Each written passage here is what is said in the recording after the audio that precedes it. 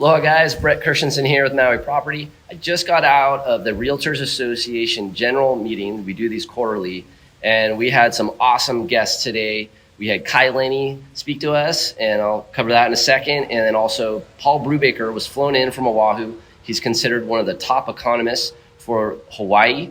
It was pretty awesome, and I'm gonna do a quick recap for you here. So let's get started. Kai Lenny, famous world waterman. He's amazing, and he really covered, how do you overcome your fear? He is surfing some of the biggest waves in the whole world, and it's got to be one of the scariest things you could ever do. And he does this voluntarily. So, if anybody knows how to get over their fear, it's Kai Lenny. So basically what he was saying is, what he does is he does systematic training and visualization to make it possible for him to go out there. He can't go surf big waves every day, so he does a whole bunch of other stuff to prepare for those big days.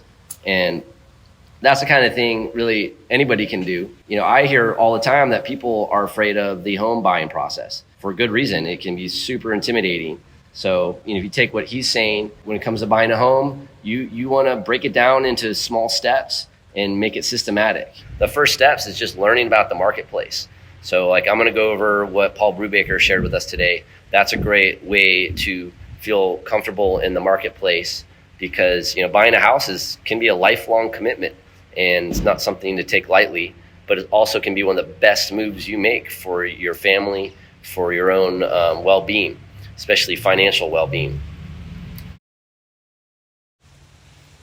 Paul Brubaker's report started with just covering inflation and how he thinks the inflation issue is no longer an issue, that it's come way down and that it's under control. So he predicts that because of that, he thinks interest rates will actually be coming down rather than going up.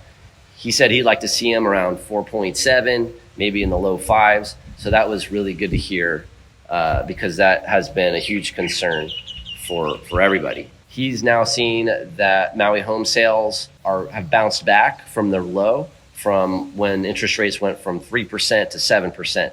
Definitely affected the market. But what he's seen is that since the beginning of this year, we've since bounced back. Even looking at the median home sale prices, that we are above the pre-COVID trends. And he doesn't think we're in a bubble. He said he really thinks there's actual economic fundamentals supporting our market right now. And he talked a lot about something I've talked about, which is the remote workers. That these people that have moved here, came here, bought homes because they can live and work from anywhere. That those people are actually really supporting our home market right now. And I've seen this firsthand. These are people that can live anywhere in the world, pretty much, work anywhere from anywhere, and they choose to live and work here. And I don't blame them because we all know Maui's awesome. Both single and family condo median prices on Maui are, as he says, robustly holding. Residential median prices on Maui are just above $1 million, $1,007,000. Condo median sales price is just below $1 million. It's around $984,000. So these are solid numbers. He covered how we haven't been building enough houses, and he went back to the 50s and the 60s. So he quoted that in the 50s they were building, or 60s they were building 18,000 homes statewide every year, and since the mid 70s we've been in the low, like 4,000, around 4,000 is the average. If you look, we've been building 4,000 homes statewide every year, and we're just way off the mark on filling the demand.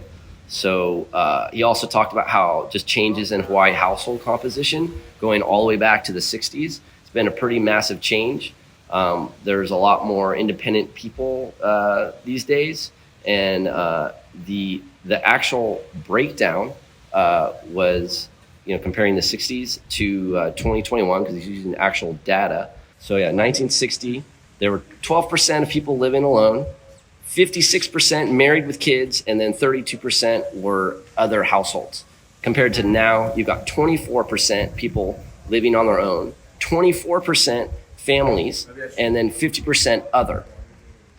So overall, he calculated, based on all his data, that just on Oahu alone, there's a shortfall of 150,000 homes. 150,000. So our governor is just declared that we have a housing emergency crisis and wants to get 50,000 homes built as soon as possible.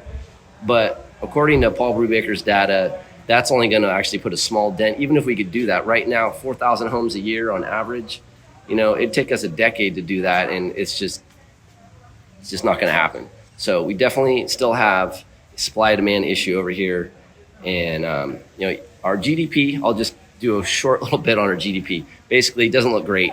Hawaii and Nevada were one of the hardest hit states when it comes to just economic growth.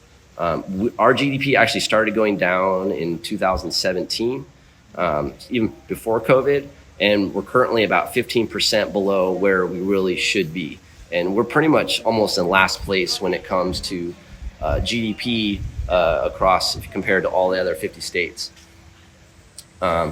So that's about it, guys. I hope you enjoyed the little summary today.